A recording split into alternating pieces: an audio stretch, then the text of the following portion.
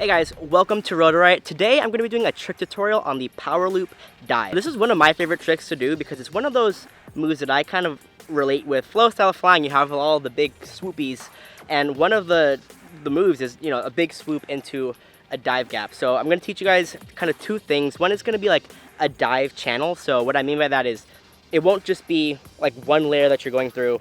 It'll be something like similar to a ladder dive where you're going all the way down a long structure. This is a very advanced trick, so I'll have a video in the description to our just dive gap tutorial that we did. Master that trick first, and then come back to this video, and then you can learn this trick.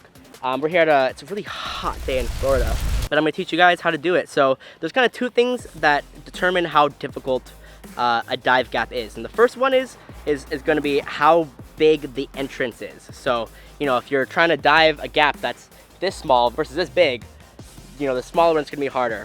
The other thing for this is how long is the dive that you're going down.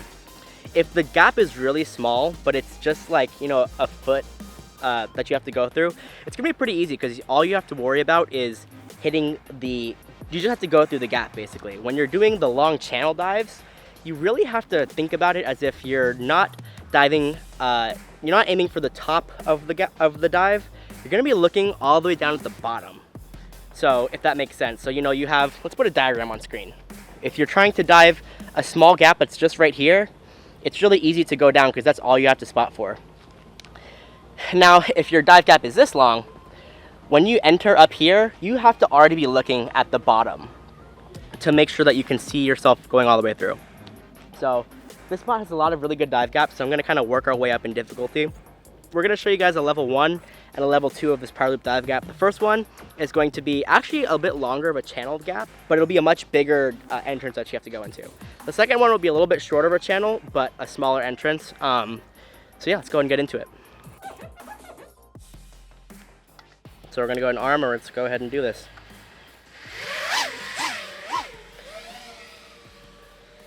So the way I like to start off with the dive gap is we'll actually go ahead and this is what we're going to be dive gapping. So I'll just dive it real quick.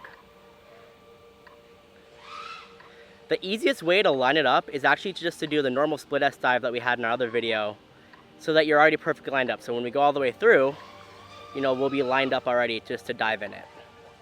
So I'll go ahead and show you guys what that movement looks like.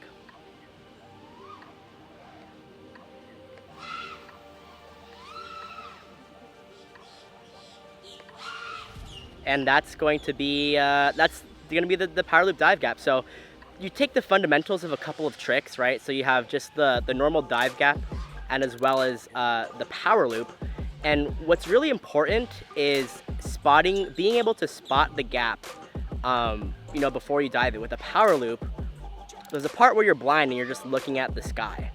So what you want to, ooh, that was close to the building. What you want to do is make sure, what I like to do is just give it a little flick so that I can visualize, the dive gap I'm going to be going through, if that makes sense. Let's go ahead and I'll show you guys again.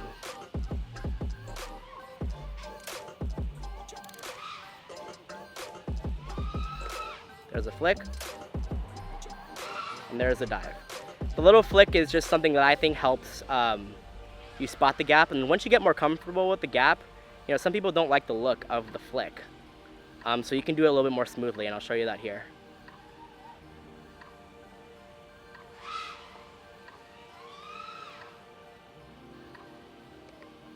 Whoa, went down the wrong one. We had to save it there, but you guys get the gist of how you have to, once you are comfortable with the gap, which I've only been here for flown 2 batteries here, you can get really smooth with it. So that's our level 1 easy Powerloop dive gap. Let's go ahead and go to something a little bit more difficult. Actually, let me rephrase that. Not the dive gap, but dive channel, because you really are going down pretty long ways. So, all right, let's go over here to what I think is level 2.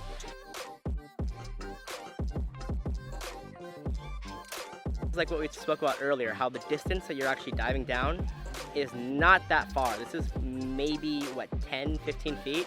So I'll go ahead and show you guys this real quick.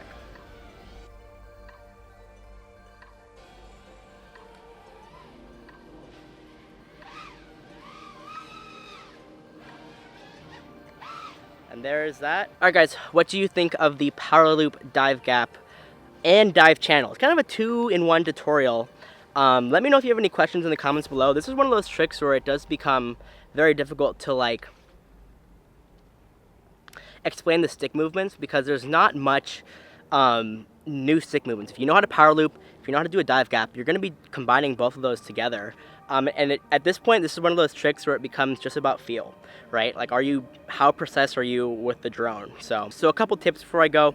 When you're doing the dive channel, make sure you're looking at the bottom of the gap. That's what your aim point should be. It should not be the top, because if you go on the top, you might not make it all the way down. And the second tip is really make sure you master, it's not really a tip, but just one thing to go into this trick is make sure you really master the dive gap. I'll make sure to have a link to that tutorial in the description below. This is one of those tricks that I think you can't skip that step of learning just the normal dive gap first. And hey, if you learn this trick before you learn just the normal dive gap, that also means you can do a great dive gap. So I'm gonna end this video off with some freestyle. I'm gonna try to link in both of those Powerloop dive gaps into one line and maybe throw in something else for you guys. But yeah, thanks so much for watching this episode of Rotor Riot. Again, if you have any questions, leave in the comments below. Do my best to answer them. See you next time. Peace.